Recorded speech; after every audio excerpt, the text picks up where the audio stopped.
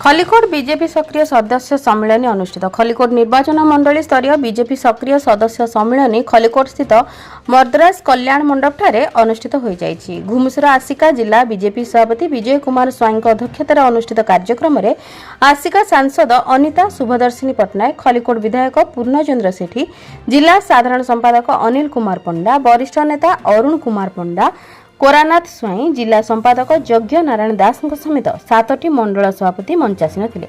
सक्रिय सदस्य माने किपरि तृणमूल स्तर दलर संगठन को दृढ़ीभूत करेंगे से नहीं मंचासीन नेतृवृंद मार्गदर्शन करते। निर्वाचन मंडलीर समस्त अंचल प्रायतः 500 ऊर्ध्व सक्रिय सदस्य उपस्थित थे।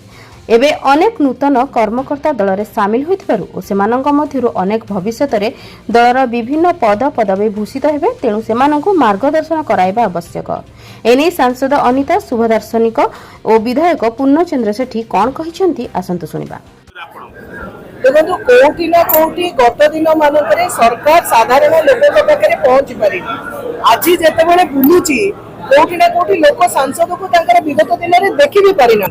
तेणु निश्चिंत भाव में लोकों समस्या सहित आम जड़ित अच्छु, ग्राउंड जीरो रे अच्छु। लोकों जहाँ समस्या ताकू समाधान करने यथासाध्य चेष्टा करुचु। बहुत किसी से स्पॉट उपर भी समाधान हो पारुची। लोक मान एति बेसिक मौलिक समस्या नहीं कि आसुच्च।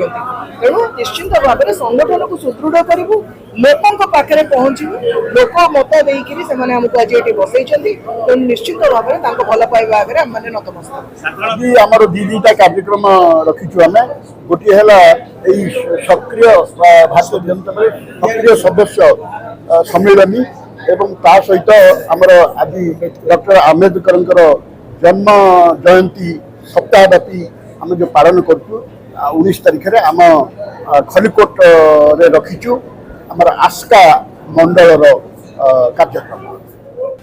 खलिकोट लक्ष्मीकांत महापात्र रिपोर्ट, जन अधिकार लाइव।